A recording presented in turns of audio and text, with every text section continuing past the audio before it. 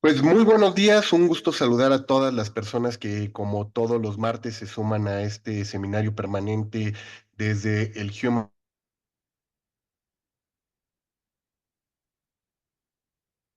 Universidad de Anáhuac. Me dicen que no se escucha. ¿Sí? ¿Se escucha ya? Perfecto. Me decían que no se estaba escuchando perfecto, pero bueno, aquí estamos, como les decía, en esta transmisión desde el Human and Not Human Communication Lab de la Facultad de Comunicación.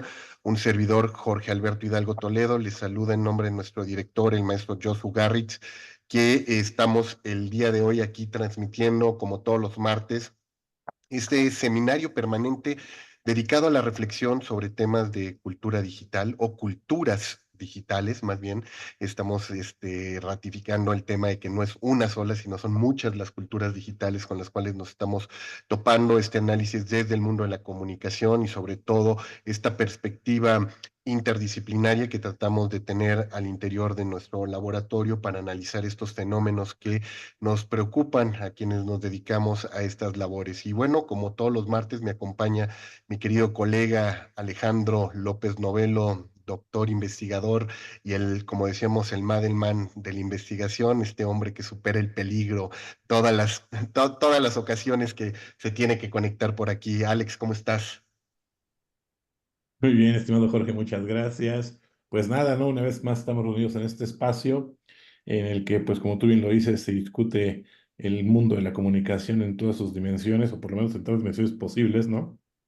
Y pues siempre es interesante abrir los espacios a investigadores, académicos, colegas que pues finalmente siempre tienen algo que aportar y a veces pues no cuentan con los espacios, ¿no? Entonces este se ha convertido en un espacio plural, abierto, y en donde pues semana a semana recibimos investigadores, académicos, profesores, etcétera, para que nos compartan sus conocimientos, sus investigaciones y pues hoy tenemos una gran invitada con un gran tema, ¿no, Jorge? Vamos a hablar de lenguaje y salud mental, ¿no? Así es, Alejandro, y sobre todo con esta situación que hemos insistido mucho, que desde el laboratorio, pues nuestra preocupación no está centrada únicamente en los procesos mediáticos, en las instituciones, ¿no? Comunicacionales, sino más bien en todo lo que implica la comunicación humana y no humana. Y justo hoy que nos vamos a dedicar a profundizar en temas de comunicación humana, el tema del lenguaje y salud mental se vuelve un tema fundamental, siendo el lenguaje el ADN de nuestra condición humana, siendo lo que le da sentido a nuestra dimensión cultural, económica, política, cultural, incluso religiosa también y espiritual, pues el lenguaje fundamenta nuestra naturaleza humana, ¿no? Somos entidades simbólicas, sujetos en referencias, sujetos dialógicos, y en esta posición dialógica, pues, ¿qué rol juega el lenguaje precisamente para tener estructuras mentales sanas? Y cómo el lenguaje determina también tu posición y tu lugar en el mundo, tu condición de ser y estar. Y hoy vamos a tratar de explorar este tema del lenguaje y la salud mental a partir de un caso muy particular, los lenguajes artísticos y la diversidad en las condiciones de salud mental, específicamente los ejemplos del output en América Latina, entendiendo que pues esta posición artística va a surgir ya hace un tiempo, en el 45, cuando Jean Dubuffet se va a referir a este tipo de expresiones artísticas para hablar de todos aquellos que se encontraban ajenos a esta condición, ¿no? Ajenos a los circuitos artísticos. Entonces, ¿qué pasa desde la marginalidad? ¿Qué pasa desde los otros circuitos, la alternatividad, estos espacios que seguramente de pronto hemos visto que han surgido fuera de un espacio emblemático, un espacio institucionalizado como puede ser un museo, una academia artística, seguramente Belevita, ya me vas a explicar ahorita, Belevita, cómo debo de pronunciar correctamente tu apellido, pero Belevita nos va a poder de alguna manera ayudar a explorar sobre todo, pues, qué pasa con estos circuitos alternativos, con estos espacios de generación de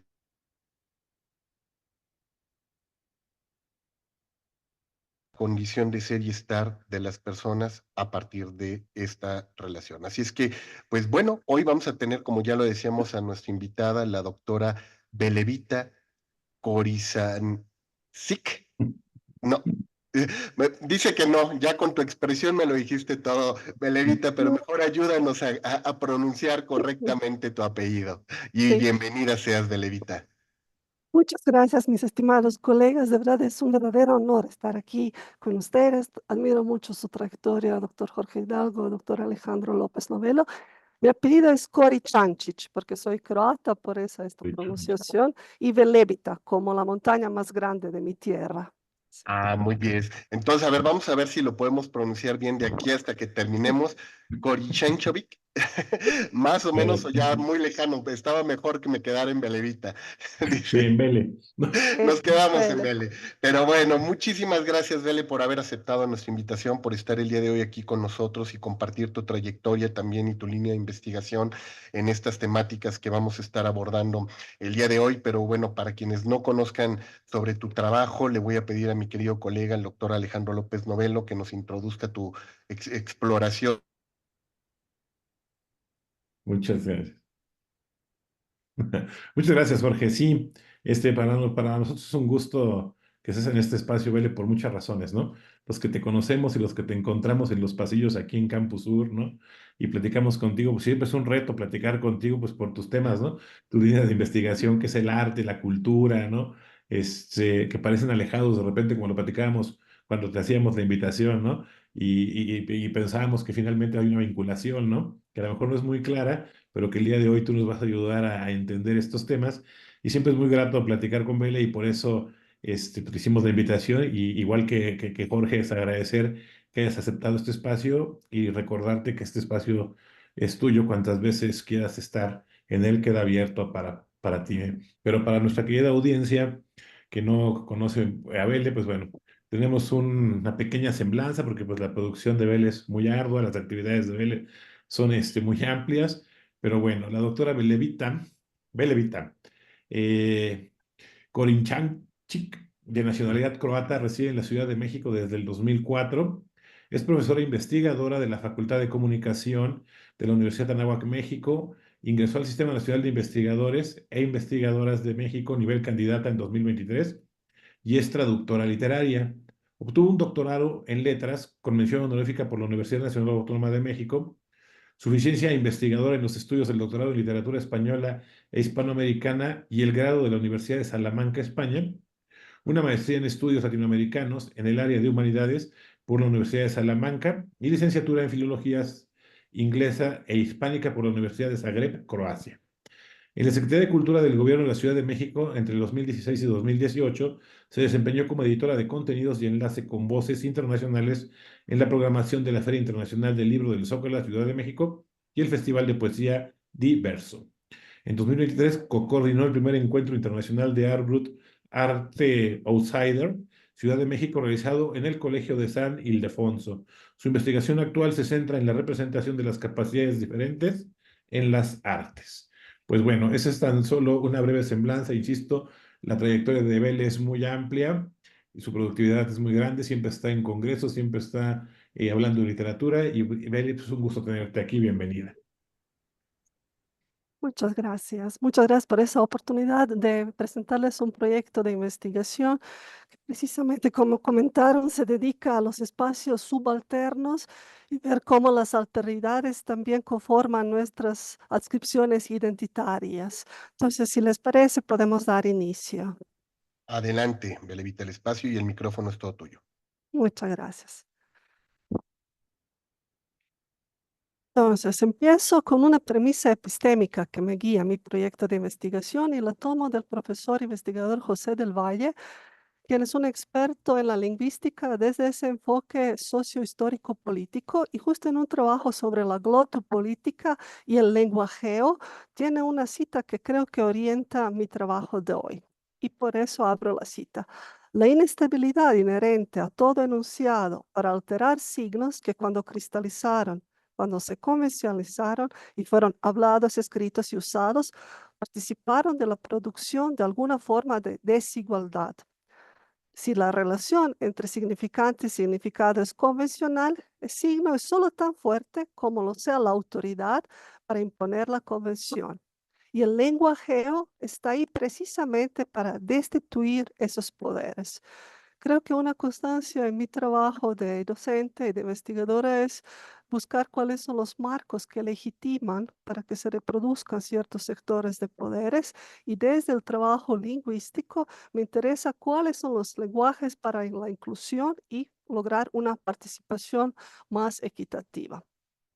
En ese sentido, el lenguaje lo entiendo de manera postestructuralista como cualquier producción simbólica que se basa a través de los artefactos. Particularmente para los fines de hoy voy a hablar del lenguaje artístico, ya que lo considero como una manifestación que se da en ciertas situaciones comunicativas, lo que le hace particular que tiene un objetivo de crear un efecto estético por parte del público receptor. Todo ese trabajo tiene unas premisas que son firmes de que el lenguaje artístico es una necesidad vital que nos distingue a los seres humanos, y lo lleva a un tema particular que es la salud mental y cómo estos procesos creativos son muestra, ponen en evidencia nuestros derechos y libertades fundamentales, es decir, la necesidad de crear. Cuando hablamos de la salud mental, parto de la necesidad, urgencia, imperativo de despatologizar el lenguaje, porque desde el lenguaje viene nuestra percepción y categorización de la realidad. Si bien me interesa la diversidad, entonces todo eso que de parte de desvía de lo que sería considerado como lo normativo en términos de hablar de la salud mental, hay una definición que me parece operativa y que dice que hay un abismo entre la realidad del sentido común y la versión discordante que algunos seres humanos parecen experimentar. Aquí ya em, desde esa definición vemos cómo se conectan las teorías de la comunicación, por ejemplo, la transacción del sentido que tiene que coordinarse y operar en una comunidad. ¿Qué pasa con las comunidades que históricamente han sido vulneradas, marginadas? ¿Qué es lo que no solo podemos tomarles como el objeto de estudio, sino quizás también aprender de manera que desaprendemos? Como sabemos, está ahora en tendencia primero a desaprender a lo mejor todos esos hábitos que nos hacen a lo mejor perpetuar ciertos tipos de violencias, y hacer un mundo más justo, más equitativo, es un propósito que guía este trabajo. A continuación, me gustaría compartirles una video presentación. Solo por favor, si me pueden confirmar de que la pueden ver. Un momentito, por favor. Claro que sí, Belita. Muchas gracias.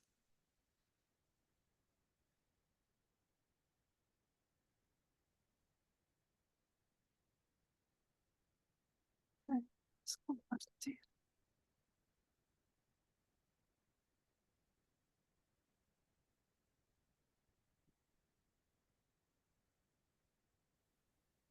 Se conoce como el arte outsider, arte marginal. Antes de proceder, solo todo en orden, si se ve la imagen, se escucha el audio. Se escucha el audio, pero se ve más bien un reproductor enorme. No sé si eso es lo que se tiene que ver. No, no debería verse. A ver, vamos de nuevo. No se veía un video, sino más bien se escuchaba el audio. Una consola. Una consola, exactamente, un Sí, reproductor de una, MP3. una disculpa también al público reunido y a nuestros colegas por estas fallas de origen. Ahorita lo remedio.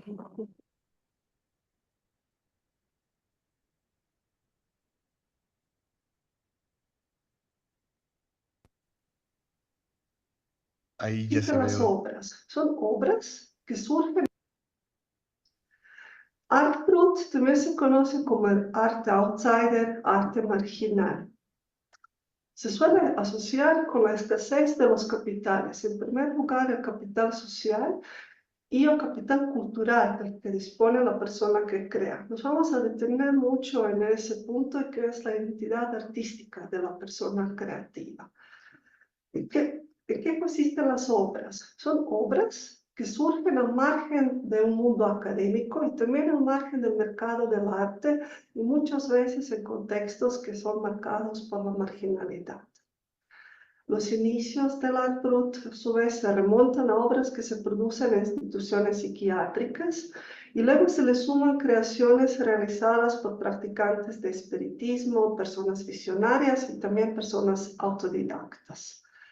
A la fecha, en la actualidad, el Art Brut abarca creaciones que siempre van a reflejar una visión muy personal, por lo tanto va a ser muy singular y no se va a limitar ni por las normas estéticas, ni por las técnicas preestablecidas, ni se tiene que desarrollar en un medio de expresión prefijo. Aquí veamos siempre qué es lo que deberá suceder en las obras. La obra de Joseph Foerster data de 1916. Pertenece a la colección Prinzhorn en la Universidad de Heidelberg. Y aquí vemos una figura que se supone que es del género masculino, lleva hasta un tapabocas, está suspendida en el aire, como si dejara de funcionar la fuerza de la gravedad.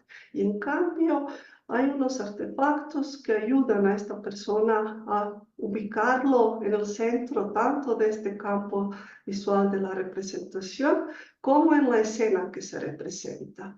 También sería bueno que leamos qué es lo que el mismo autor eligió, como vemos en esta parte, las palabras.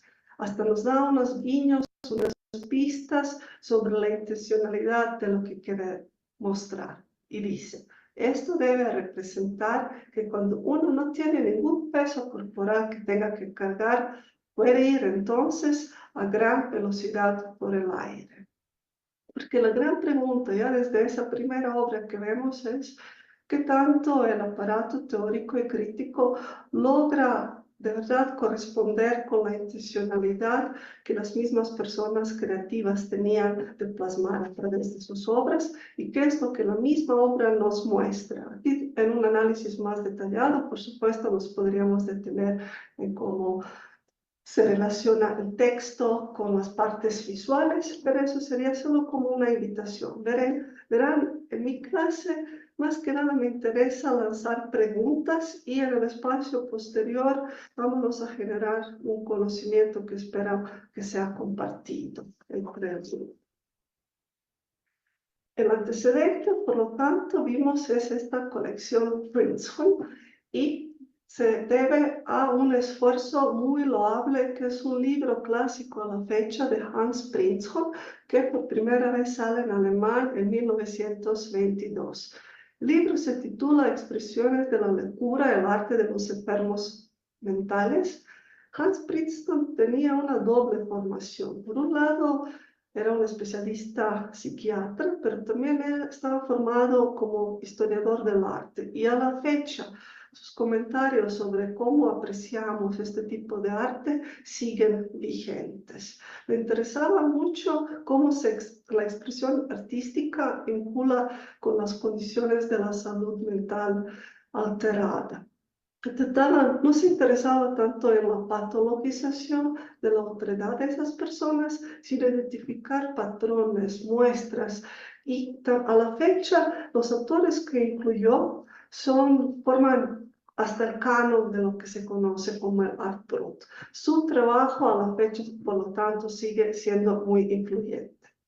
A modo de muestra, aquí vemos uno de los artistas más célebres del Art Brut, y es Adolf Wölfling, y tenemos muchos rasgos ya podemos detectar en esta. Primero, el relato biográfico. Esa persona estuvo privada de la libertad, no solo por sus condiciones mentales alteradas, sino también porque incurrió en unas actividades delictivas. A la vez, brotó una gran creatividad y esta imagen se basa de todo un libro que escribió, es una autobiografía inventada, que él entonces, privado de la libertad, inventa, fabrica todo un mundo visionario personal y lo titula Desde la cuna hasta la tumba.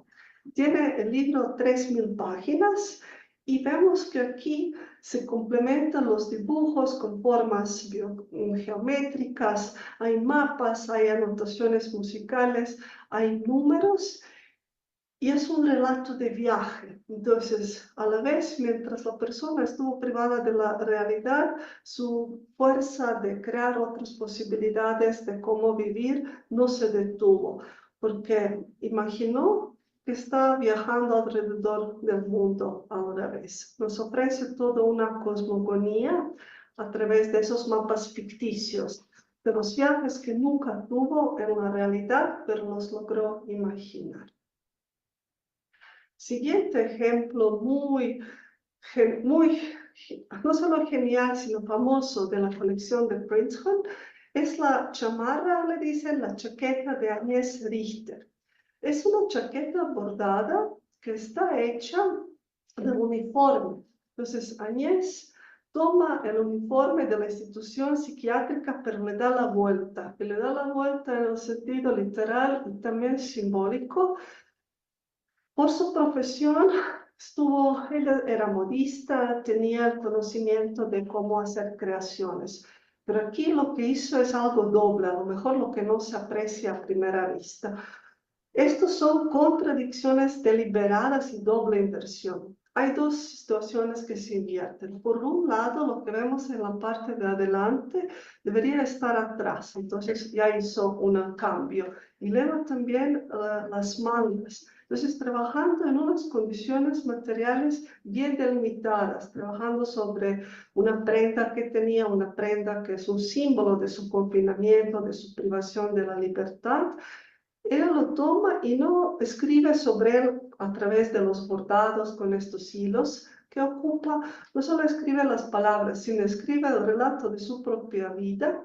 A la fecha se puede descifrar porque son oraciones que de verdad tienen sentido y también hoy en día se celebra como un símbolo de la emancipación porque toda su lucha interna, todo lo que pasaba en sus estados anímicos, también lo logró materializar a través de esa puesta en escena, sirviéndose de los materiales que tenía a su alcance. Entonces, el encierro de sus pensamientos, de sus luchas internas, de sus búsquedas, nos queda con esta doble inversión. Entonces, no había una camisa de fuerza que normalmente se asocia con un dispositivo que es marca de un territorio tan institucionalizado, sino logró una fuga de libertad a través de esa bellísima creación.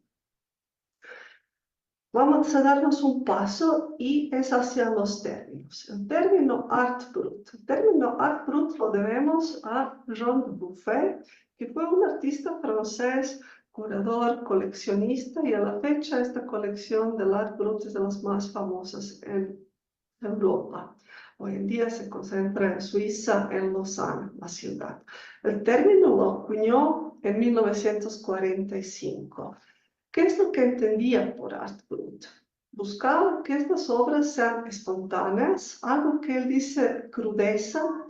En inglés se traduce muchas veces como raw art, vieron también en el artículo, y pedía que no tenga ninguna influencia de las normas artísticas tradicionales. Entonces buscaba una liberación de los modelos existentes anteriores.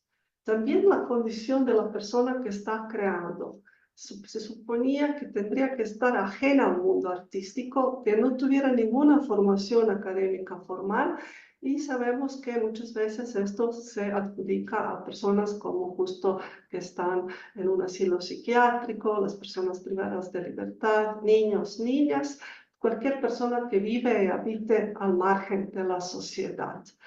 Me gustaría de nuevo, porque además Jean Dubuffet, si bien hoy a la fecha su legado se está revisando, también nos ha dado algunas pistas que siguen vigentes en cómo vemos el art brut. Entonces dice, son aquellas obras que han sido creadas desde la soledad. Sin embargo, en esta soledad les guiaron unos impulsos creativos. Lo que caracteriza a la manera en que Jean Dubuffet ve al art brut es busca lo primario en el sentido de lo bruto, pero no de lo bruto en términos peyorativos, negativos, sino buscaba lo no sofisticado porque quisiera captar como si hubiera una esencia. Sabemos a la fecha que todo es performativo, sin embargo, en su proyecto estético político quería buscar cierta pureza, algo directo, sin que pudiera intervenir nada de manera cultural o educativa. hoy, si se estudia el art brut, por ejemplo, desde el enfoque sociológico, sabemos que ninguna persona, si bien habita al margen de la sociedad, siempre va a estar permeada por su contexto en el que se crió, en el que se socializó y hasta el que decidió dar de espaldas. Es imposible conseguir una expresión pura y directa tal como lo quería Dubuffet. Arthur Buffet también, a la vez todo es paradójico, si bien Dubuffet no se coincide en 2024 con todos los planteamientos que tenía, también nos dejó unas ideas maravillosas sobre lo que es el arte. Entonces, según él, lo que tiene valor en los seres humanos no son sus cortezas enfriadas y muertas, que alimentan lo que algunos llaman patrimonio cultural de la civilización y que a mí me parece de poco valor. Entonces aquí vemos que toma una metáfora del ser humano como si fuera algo natural, algo ya que se destina a la muerte. Y en cambio, dice Dubuffet, me interesan todas aquellas manifestaciones de lo que llama el fuego interno de la vida. Y hasta lo pide, dice, lo que solicita la obra de arte es que abra camino a este fuego. Entonces, el arte como el fuego interno de la vida. Posteriormente cambiamos de latitudes, cambiamos de contextos y culturales y hasta geográficos. El arte outsider, el primer libro que sale en inglés es de Roger Cardinal y en 1972. El origen se debe a Roger Cardinal, que a la fecha es una de las instituciones muy importantes, unas voces sobre lo que es el arte outsider. Entonces se plantea la pregunta, si ya existió el término art brut y de repente es art outsider, ¿cuáles son las similitudes y cuáles son las diferencias? Entonces veremos que hay matices, pero quizás también se podría ver desde lo que hoy se conoce como diferencias culturales, cuál es el idioma que uno habla y cómo también marcar, constituirse en la autoridad para hablar de un nuevo campo de estudios incipientes. Según Cardinal, se tratan de las obras creadas al margen del mundo del arte convencional. Y lo que él sí expande como la categoría es que incluye a las personas autodidactas que no necesariamente han tenido un relato biográfico marcado por las diferencias graves, sino simplemente son personas que no han accedido a los estudios formales del arte. Y también el gran ejemplo para él es la marginalidad. Mientras Buffet buscaba lo primario, lo rudo, lo directo, a Cardinal le gusta mucho la marginalidad en el sentido social y también cultural, y también de nuevo esa ilusión de encontrar qué es lo único, qué es lo singular, por un lado, porque cada persona es su mundo, y a la vez buscar alternativas. Entonces, opciones que serían diferentes. El arte ya no representa como un registro inmediato de lo real, sino tiene capacidad de configurar nuevas lógicas, nuevas maneras de estar en ese mundo y habitar. Entonces, recapitulando, ¿cuáles son las similitudes entre lo que es art brut y lo que es el art outsider? Lo básico que comparten es la ausencia de una formación artística formal. Entonces, no crean personas que no han ido a las escuelas dedicadas al arte. Y también surgen de contextos que son marginales y deben expresar algo que es muy único, muy singular, muy personal.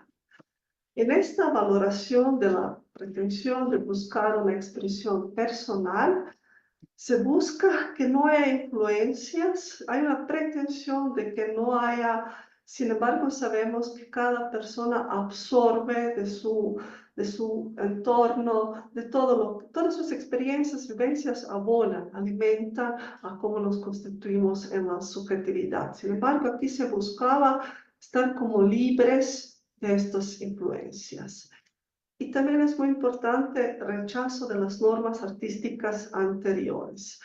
Entonces, este desafío de lo convencional y pretender romper qué es lo que se considera como el arte es algo también veremos que el arte bruto al final también sigue las pautas y parámetros de lo que sucede en el arte, porque cada movimiento artístico siempre se va a posicionar a manera de un péndulo a lo que le antecedía. Y por otro lado, que tanto la voluntad de iconoclastia de romper con lo anterior de verdad es imposible. No llegará un momento en el que ya se han agotado todos los modelos anteriores y solo los podemos mezclar, reconfigurar, reciclar. De verdad es posible siempre ir a contrapelo de las normas artísticas. Esas son preguntas para tener en mente y también qué es lo que consideramos, qué amerita tener la etiqueta del arte, qué es lo que el arte se supone que debe ser.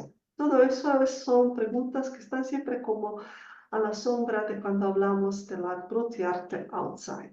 Algo que sí lo caracteriza, ya la investigación sobre el arte brut es transcultural en varios continentes, hay proyectos, colecciones, pero es una repetición obsesiva. En esta repetición obsesiva veremos un ejemplo, por ejemplo, de Argentina, de Aníbal Brizuela. Esos patrones, características de diseño, en su caso se trata de unas grafías compuestas de los nombres, letras, de unos mapas, dibujos, pero veremos que también se constituyen una marca de estilo. Una vez si vemos la obra de Aníbal Brizuela, fácilmente lo podemos reconocer en una futura circunstancia. Esta repetición obsesiva existe a nivel formal, pero a la vez también podemos pensar qué la motiva, por qué el art brut consiste de repeticiones obsesivas. Y estas son solo algunas de las ideas. Aquí no hay respuestas, porque de verdad asomarnos en lo que le activa a un ser a crear es profundamente personal, pero quizás se ha dicho que es una búsqueda de un orden frente a la sensación del caos que muchas veces se experimenta tanto en la vida interior como en lo que nos rodea. Otras ideas dicen que quizás es interés de conectar con un pasado, mostrar que el tiempo es cíclico y que en el fondo todo conecta, el pasado, el presente y el futuro. Esta idea de obsesivamente repetir también se muestra en otros medios de expresión. Una de las más famosas, más célebres artistas art brut, y a lo mejor ya han tenido contacto, Judith Scott, una persona que ameritaría una clase aparte de verdad. También vemos que ese acto de repetir también vemos en cuando se hace, ella por ejemplo hacía nudos, ataba, cosía de los objetos encontrados, usaba les objets trouvés y les creaba una nueva escultura. Judith Scott logró salir de simplemente denominación art brut. Hoy en día se estudia entre las mejores escultoras del siglo pasado. Entonces logró traspasar las fronteras. Otro rasgo que comparten art brut, arte outsider en diferentes continentes y algo que sí se relaciona de nuevo con la visión que se plantea en su clase, cómo los materiales muchas veces son precarios.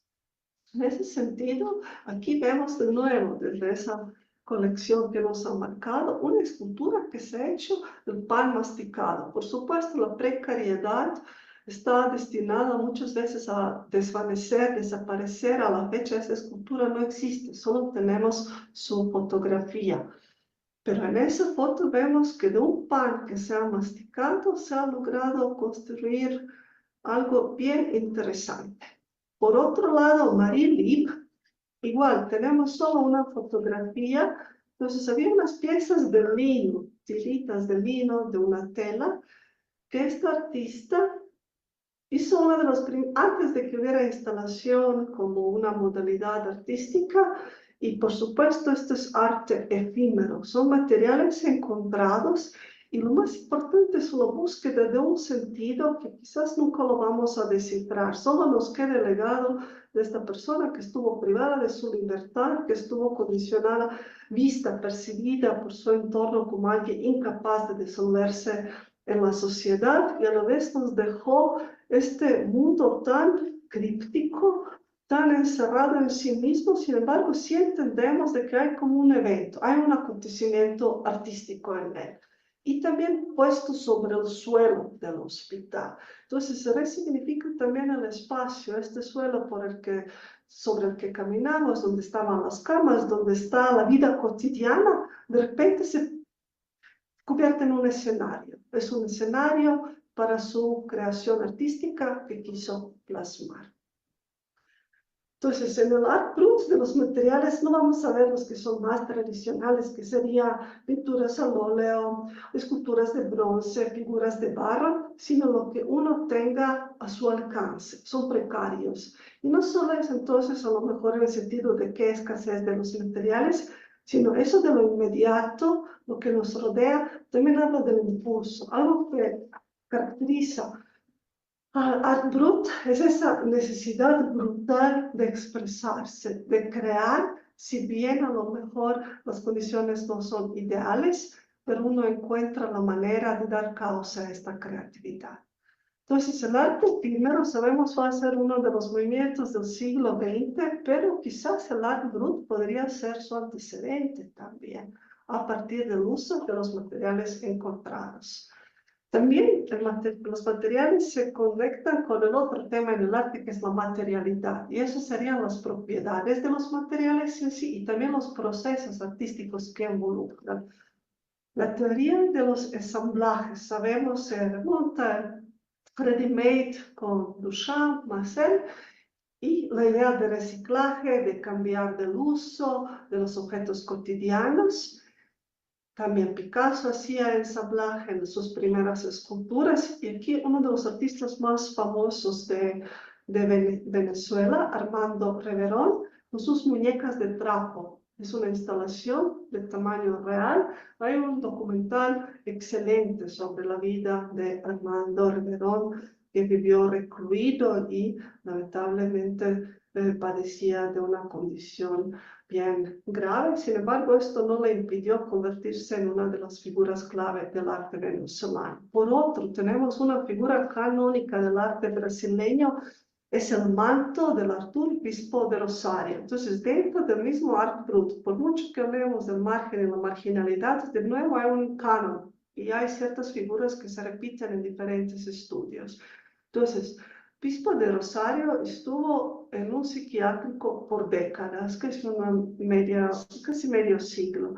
Toma una vieja manta, un antiguo cobertor, y lo transforma en un traje que lo pone, no solo que es una vestimenta que lo embellece, sino también tiene mucho significado privado. Significado que a la fecha los estudiosos y estudiosas están intentando descifrar. Está bordado y de uno y de otro lado con palabras y con símbolos. De nuevo vemos el uso de materiales primarios, rudimentarios, para crear algo que es propio, que es algo singular, y de nuevo brota esa creatividad. De los temas. Los temas muchas veces son mundos cifrados. Esos mundos cifrados siempre van a depender del contexto en el que uno crió. Por ejemplo, hubo un artista, Madge Hill, que hasta representaba como si tuviera unas visiones que le visitaban los medios y que podría conectarse con ese mundo que es invisible para nuestros ojos. Aquí tenemos a un artista de Cuba que tenía una formación, iba a ser matemático. Sin embargo, lamentablemente su camino profesional se interrumpe, le diagnostican la esquizofrenia, y en estos mundos cifrados hay como irrupciones de la religiosidad, de esos mundos aprendidos, que sin embargo aquí se resimbolizan. Entonces, la herencia de una persona dedicada a la matemática, el significado de la importancia del número faticizado hasta está aquí. Y aquí vemos algunas palabras que se relacionan con uno de los más grandes libros de las religiones que tenemos. Eso es algo muy común. Esos mundos cifrados a veces incluyen hasta jeroglíficos antiguos, fórmulas. Siempre es intentar a través de un registro, una escritura, no solo escritura como palabras, sino cualquier anotación, bien sea musical, mapa. Podemos ver hasta todas ciudades inventadas, pero dejar registro de representar a lo real. Por otro lado, es la sexualidad. Aquí en Brasil Y muchas veces es una sexualidad, como decir, desenfrenada, que no es heteronormativa, que se permite diferentes maneras de copular con otros, encontrarse y amar a otros cuerpos. Y ahora vamos a pasar a la segunda parte de esta exposición, y es sobre el Art Brut, arte outsider y estética de la discapacidad. Primero, ¿qué es la discapacidad? Según el Diccionario Real de la Academia Española, se supone que es la situación de la persona que por sus condiciones, bien sea físicas, sensoriales, intelectuales o mentales duraderas, encuentra dificultades para su participación e inclusión social.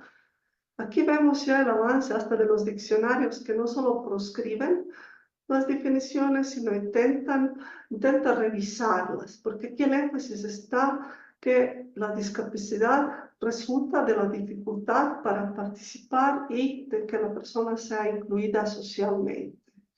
Hay dos grandes modelos conceptuales acerca de la discapacidad. El modelo biomédico lo ve en términos de una falta, limitación, y esa falta la adjudica al cuerpo, bien sea en términos cognitivos o somáticos. Este modelo lo debemos al siglo XIX. Un rasgo distintivo de este modelo es la discapacidad como una falta de eficiencia, desventaja. Por otro lado, hay un giro bien grande que se ha dado en el modelo social que supone que el mundo está organizado para que tengamos vivencias, experiencias típicas, las supuestas normales. Sin embargo, esas experiencias como Canquique, por ejemplo, lo habla que es lo normal, es en términos cuantitativos que es lo más común, lo que más veces encontramos. Y este mismo modelo, las disposiciones de la sociedad, dice que se trata de un entorno que no está adaptado a nuestras necesidades de todas las personas. Y el problema no es el individuo, sino si el entorno no propicia unas circunstancias que son para que todo el mundo se pueda a su propia manera relacionar con él, entonces va a resultar en una discapacidad. Entonces, recapitulando, modelo biomédico, el énfasis en la persona, individuo, cuerpo, viéndolo en términos de la ausencia. El modelo social piensa en qué mundo vivimos para que todo el mundo no lo tenga adaptado a sus necesidades. Así, desde el constructivismo social se considera que la discapacidad no es algo intrínseco, no es algo de una persona, sino resulta de una interacción de la persona y su entorno. Así como lo dijimos, el énfasis está en las maneras en que nos relacionamos y también en las estructuras sociales. Y ahora en la parte de la estética, vemos qué es la discapacidad. Entonces, originalmente la estética, y esta es una bellísima definición, que se trata de las emociones que algunos cuerpos sienten cuando están junto con, en presencia de otros cuerpos. Si bien Alexander Baumgarten tenía esa idea de la estética muy antropocéntrica, aquí el énfasis que se hace en la estética de la discapacidad no solo que el cuerpo humano esté en el centro, sino se trata de una relación de afectos con otros cuerpos que lo rodean. Hasta aquí vamos bien. Sin embargo, Tobin Sievers, una de las voces importantes para la estética de la discapacidad, dice: ¿pero qué pasa si ni todos los cuerpos ni tampoco los seres humanos somos iguales? ¿Qué pasa con la estética de la discapacidad? En ese sentido, la estética de la discapacidad tiene un programa. Primero es valorar las diferencias. Esas diferencias pueden ser somáticas, pueden ser cognitivas, porque todo eso lo ve como algo que suma, que abona, que alimenta las creaciones artísticas. Por otro lado, no solo que busca abrir el abanico de las personas que podemos participar en la creación artística, sino nos pregunta: ¿cómo se conforma nuestro gusto estético? ¿Qué es lo que consideramos como bello? ¿Qué es lo que consideramos como sublime? ¿Qué tanto está reglamentado nuestro gusto estético? Y hay un guión anterior que nos respalda y muchas veces ni estamos conscientes de eso. Por el otro, ¿cuáles son los presupuestos de la historia del arte? ¿Qué ha sido considerado a lo largo de los siglos? Y será, siempre la pregunta es para un futuro que queremos.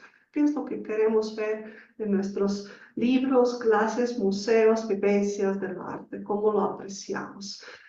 Algo muy relacionado con América Latina es el proyecto de la estética reparativa. Esto se toma de los estudios de las ciencias sociales y aquí específicamente en ese contexto se pretende remediar la exclusión de personas con discapacidad que han sido vedadas, que por mucho tiempo no han tenido acceso. Entonces, franquear esa barrera, esa Cotton Ceiling, y que también veamos qué han producido, porque de esta manera no solo se permite el acceso, sino uno se pregunta sobre cómo uno se constituye en la subjetividad y quiénes también queremos ser como una sociedad.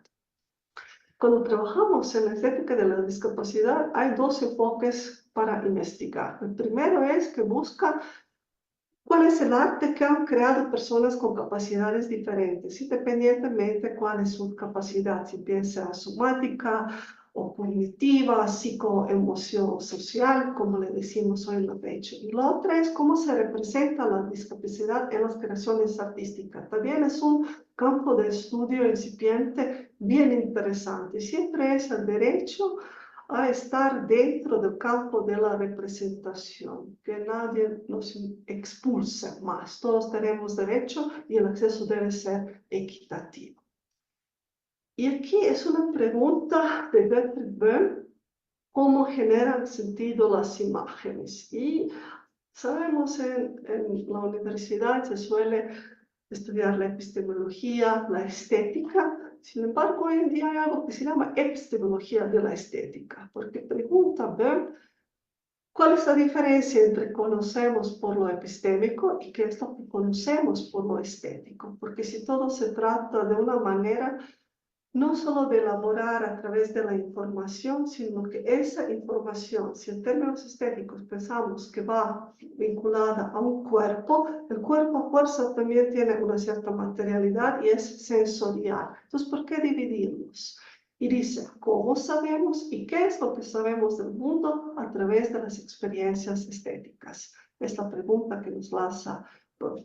En ese sentido, el tema de mi propia investigación es representaciones de los cuerpos precarios en el art brut latinoamericano y de eso trataremos a continuación. Me gustaría darles una exposición sobre este tipo de los saberes estéticos y en especial cuando se contextualizan en América Latina, porque ahí pensamos que la estética es un modo de conocimiento que cuando se localiza, sitúa culturalmente, se va a diversificar, porque va a suponer una serie de adaptaciones y traducciones que dependen de las adscripciones de clase, de género, etnicidad, de la orientación sexual, que siempre van a ser muy propias de la región. En ese sentido, sabemos que el arte outsider muchas veces ha sido sujeto a un proceso que se llama la otraización. La othering famosa viene condicionado tanto por los flujos del mercado y las circunstancias del campo artístico en el que se inserta. Sin embargo, aquí no me interesa tanto hablar de las condiciones de su producción, exhibición, comercialización y distribución, sino más bien ir a las imágenes. ¿Qué pasa? Guiándome por la visión de Böhm, ¿qué es lo que pasa en las imágenes? Y en especial, ¿qué sucede en las imágenes en las que se representa el cuerpo humano? Y también quizás pregunta para todos nosotros aquí, ¿qué efectos tiene esa figuración del cuerpo? A menudo es excéntrica en las personas que hacemos el consumo visual de estas imágenes. De esta manera, se considera que cómo conocemos el mundo, cómo lo entendemos, está necesariamente basado en un cuerpo humano. Se trata de un embodied knowledge. Y las imágenes que vamos a ver a continuación son como articulaciones simbólicas de los saberes. Esta búsqueda, esta pregunta que me lanzo en la investigación tiene que ver con ese panorama que habitamos hoy en día, porque los nuevos totalitarismos son tan propios de las sociedades de información y de la velocidad de datos en las que estamos inmersos y intentan domesticar y disciplinar no solo los cuerpos y las mentes, es decir, no solo lo que hacemos con nuestros cuerpos y también lo que pensamos a partir de la información que digerimos, sino también por cómo sentimos. hasta ahí se quiere inmiscuir en nuestra dimensión afectiva de los individuos, en nuestra vida de los niños. Este es el argumento de un teórico de la escuela operaísta italiano Franco Berardi Bifo, cuando plantea el concepto del alma precaria, y ahí hace un guiño a la noción de vidas precarias que se debe a Judith Butler. Entonces, la precariedad en sí es un debate que ha sido estudiado en ciencias sociales y se vincula con el tema de la vulnerabilidad, por supuesto con la pobreza también. Y en ese sentido vemos que la precariedad resulta de una muy fallida distribución de los recursos. Entonces, de las ciencias sociales también lo podemos llevar a los estudios del cuerpo y estudios de los afectos. Berardi así afirma: la precariedad se refleja hasta en el rango de las emociones y síntomas corporales que son tan distintivos de la actualidad y que van desde la parálisis que podamos llegar a sentir hasta el pánico, como una reacción a las fuentes de poder que pretenden la alienación de sujetos sociales y hasta el acato complaciente. Quieren que seamos obedientes. Sin embargo, es posible una autonomía de una subjetividad frente a esos mecanismos y lógicas del poder que procuran entrar, inmiscuir y colonizar hasta lo que es nuestro, lo más íntimo, es simplemente en esa dimensión afectiva. No pasarán hasta donde nuestra alma, que intenta precarizar, pero no se logra. Es desde esa postura teórica que se piensa que la resistencia íntima la podemos ver en las figuraciones excéntricas de los trabajos de artistas de Art-Brut, arte outsider, porque al dar la espalda de la sociedad logran un grado de autonomía hasta codiciable. Y también, cuando dan rienda suelta a su impulso de crear, hacen un cortocircuito en el imperativo de reproducción automatizada. A su vez, dinamitan la velocidad del consumo de bienes y siglos que impone el mercado a través de la testificación con la que se nos bombardea a la subjetividad contemporánea. Frente al papel que tiene la mirada para la colonialidad de poderes y saberes, el arte outsider latinoamericano, el Art-Brut, aquí lo uso de una manera indistintiva, porque si hablando en español se suele usar más Art-Brut y en inglés outsider art, pero aquí son casi sinónimos. Entonces, el corpus que he localizado nos ofrece una manera de ver el mundo de otra manera, y al verlo de otra manera estamos resistiendo y hasta estamos intentando evadir las modalidades de control y vigilancia que nos rodean. Estos cuerpos muestran varias preguntas, porque todos tienen alguna diferencia somática y es un panorama bastante complejo. Me interesa cómo cada uno de ellos, de una manera muy breve, cómo genera sentido. Luego, cómo defrauda, porque siempre se trata de defraudar nuestras expectativas. En el momento que confirmamos las expectativas, ¿dónde está el arte? El arte tiene que tener, como vimos, un elemento de la sorpresa, de lo inesperado, como decía Derrida. Y también siguiendo a la teoría, ¿dónde está su singularidad icónica? Íconos como imagen, diciendo qué es lo que le hace particular a esta imagen. Porque esta imagen no es una fórmula repetida de todos los anteriores, sino qué es lo que le hace única. Y por último, siempre pensando cómo esos artefactos estéticos tanto generan como articulan saberes sobre otras maneras de habitar el mundo. Esta charla forma parte de mi proyecto de investigación sobre el arte outsider latinoamericano. Me interesa, y retomando a Rimbaud, ese curioso desarreglo de los sentidos. Entonces, vamos a ver diferentes situaciones en el arte y todas son saber hecho cuerpo, pero siempre van a desordenar. Aquí se celebra el desorden y el desarreglo de los sentidos. Veamos. Esto es Oscar Morales de Chile.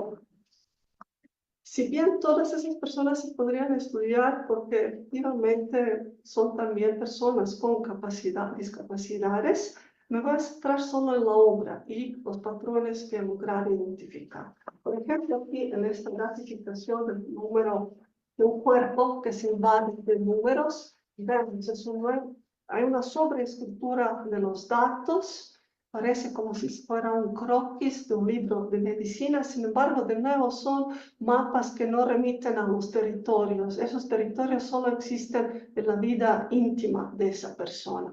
Y a la vez tenemos el monopolio de un órgano. El monopolio podría ser, en nuestras culturas occidentalizadas, suelen ser cerebro, el corazón. Efectivamente, Morales tiene otras obras con el corazón, pero siempre va a haber algo que va a destacar y que se va a tomar como el predominio de todo mapa corporal. Luego tenemos una obra que se le dice que es ekfrástica.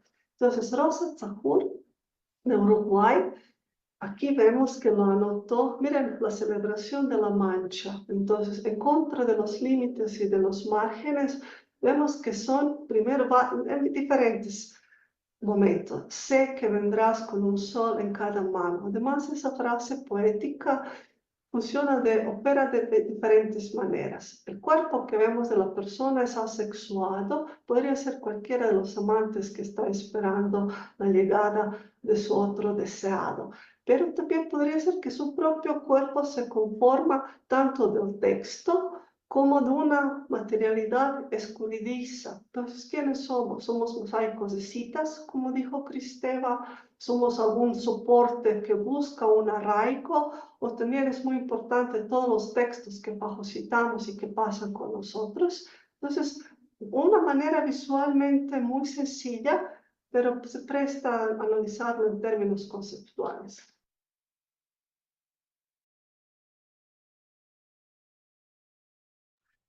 Hola, de regreso. Muchas gracias por esa oportunidad de presentar mis avances. Antes que nada, ¿sí se me escucha? Escuchamos perfecto, Bele, ya estamos aquí de regreso, retomando justo tu participación y efectivamente se escucha muy bien. Y pues estamos todavía, creo que a unos pocos minutos de que te tengas que retirar, Belevita. Sabemos que tienes un curso pendiente, sin embargo, pues a mí me gustaría agradecer muchísimo tu participación. Creo que tenemos ahí una exposición muy vasta y muy clara sobre esta forma de entender también desde el arte la alteridad, la desigualdad, ¿no? El tema de inclusión, participación, el cuestionar, como bien tú lo decías, esta cuestión de lo creativo, ahí viene la complicación, despatologizando justo el lenguaje, como bien decías a lo largo de tu exposición, y cómo estas expresiones artísticas que también de alguna manera se han estado generando desde los espacios no formales, marginales, incluso obsesivos, ¿no? Con repeticiones, con estas formas, pues nos llevan a hablar también dónde está hoy situado el arte contemporáneo en esta lógica de lo efímero, lo experimental, lo precario, ¿no? La corporeidad. Y yo creo que ahí nos dejas ahí una serie de reflexiones muy interesantes sobre estos sujetos que no están adscritos a los circuitos, ¿no? Tradicionales del arte, que están expresándose y donde seguramente podrían encontrarse también manifestaciones artísticas de muchas de las personas que incluso nos siguen, ¿no? Que tienen de pronto esta inquietud por el arte, pero dicen, yo no soy artista, ni me he formado como artista, ni tengo esta lógica, pero estoy generando expresiones artísticas que tienen un valor estético y que hacen replantear, como bien lo decías en el caso de los artistas que nos presentabas, qué es el arte en la actualidad, ¿no? Y por ahí creo que Alex también tiene un comentario. Sí, muchas gracias. Igualmente, Bele, pues agradecer esta presentación, este marco teórico, ¿no? Que nos presentas para entender un tema sumamente complejo, ¿no? Como es esta vinculación que haces con el arte, lenguaje, comunicación, ¿no? Que de repente, pues con la presencia de la tecnología digital, los avances tecnológicos, etcétera, etcétera, nos olvidamos también de la importancia de estos temas, ¿no? De estas formas de comunicar, estas formas de ser, estas formas de reconocer al otro, esta forma de expresarnos, ¿no? Y al final del día, como lo decías al principio de tu presentación, pues tienes un fenómeno sumamente complejo, ¿no? Y sumamente interesante, insisto, ¿no? Me parece que hoy dejas abierto, como bien lo decía Jorge, una gran cantidad de preguntas que me parece que tendremos que discutir contigo, ¿no? Más adelante en otra presentación porque el recorrido que hace es sumamente interesante, pero sobre todo complejo, ¿no? Y nos das una muestra de lo que un investigador puede hacer cuando, ¿no? tiene el conocimiento no solamente de la comunicación, sino también del arte, ¿no? Que es tu caso, ¿no? Entonces, agradecerte esta presentación y ahí me gustaría solamente preguntarte, Ujú. ¿qué es lo más complejo para una investigadora como tú al abordar estos temas tan vastos, ¿no? Tan profundos y sobre todo pues, tan complejos, ¿no? Muchas gracias a los dos por sus comentarios y de verdad gracias a nuestra universidad por mostrar esa disposición de escuchar y ampliar los espacios, porque caben muchas más voces, ¿no? Creo que lo más, lamentablemente, hasta dentro del arte bruto operan las fuerzas que son de nuevo reproducir otras violencias sistémicas. Yo personalmente, toda mi formación, si bien soy croata, soy latinoamericanista por mi formación académica. Entonces siento que mucho que hacer, si bien ha habido por supuesto, los grandes centros de nuevo dentro de América Latina, será Argentina, será Brasil, hasta en México, es dar a conocer todos esos esfuerzos muy loables porque sí son que causan un impacto social. Las personas que trabajan con individuos y comunidades vulnerables, porque el arte en ese sentido sí es para una comunidad y sí es para una sociedad más justa y una sociedad más incluyente y que todo el mundo vivamos en más armonía. Es el proyecto estético político que personalmente estoy buscando a través de estos tanteos, porque como dijo el doctor Hidalgo, al final sí son unas exploraciones, aproximaciones y siempre saber que queda mucho por hacer. Tanto más gracias y me interesa mucho sus comentarios con toda su formación que tienen. No, al contrario, Belevita, los agradecidos somos nosotros, sobre todo porque, como bien dices, nos llevas a replantearnos, ¿no? Esta pregunta que ha estado vigente en los últimos, bueno, prácticamente en el último siglo y medio, sobre qué es el arte, ¿no? O sea, cuando estábamos hablando de una expresión prácticamente que partía desde una formalización del sentido estético por parte de alguien que se definía artista, alguien que tenía las competencias y las habilidades, que pertenecía a algún taller, a alguna escuela o que traía alguna corriente, pero hoy nos encontramos con expresiones artísticas de sujetos que no han pasado, como decíamos, por estos sistemas y han generado otros cánones, ¿no? Y han hecho otras propuestas y que, como bien dices, a lo mejor en un inicio, en la parte de la exploración que nos lo planteabas, eran de sujetos que estaban dentro de la marginalidad porque estaban en un psiquiátrico, porque a lo mejor con ellos estaban experimentando algún tipo de terapia, pero que después empezaron a dar y servir como referencia para otros artistas, ¿no? Que empezaron a hacerlo, sobre todo en las vanguardias del siglo pasado y que retoman a partir de ahí estas formas, ¿no? De comunicación también. Y hoy que las vemos tan, vamos a decirles, expandidas también en los circuitos artísticos con el arte objeto, con el arte, no mal, con estos circuitos performativos, efímeros que generan los artistas sociales, o incluso gente que ni siquiera viene de ahí, sino que son colectivos que se están a lo mejor denunciando un tema como puede ser el feminicidio, como puede ser el tema de la migración, y de pronto utilizan este tipo de expresión para generar otro canon con el cual hoy pues no puedes dejar de ver este tipo de expresiones. Pero bueno, sabemos que te tienes que retirar, Belevita, que estamos en tiempo. Quisiéramos nosotros entregarte un reconocimiento por parte de nuestra facultad, Alex, si nos lo permites. Voy. Sí, con mucho gusto aquí desde el campus sur norte con mis estudiantes. Ahí está, Ahí salió la estamos, primera. exactamente. Doctora Belevita Korichanchik, espero haberlo pronunciar un poco mejor. Gracias por tu valiosa participación como ponente de este webinar, El lenguaje y la salud mental, expresiones de los poetas latinoamericanos en el ARPRUT. Muchísimas gracias, Belevita, por haber estado el día de hoy con nosotros. Ha sido todo un honor tenerte aquí en tu espacio, como hemos dicho siempre. Y Alex, ¿qué tenemos para la próxima semana? Pues para la próxima semana tenemos a otro gran invitado, que también es una segunda Ya me participación en despido. este espacio. Gracias.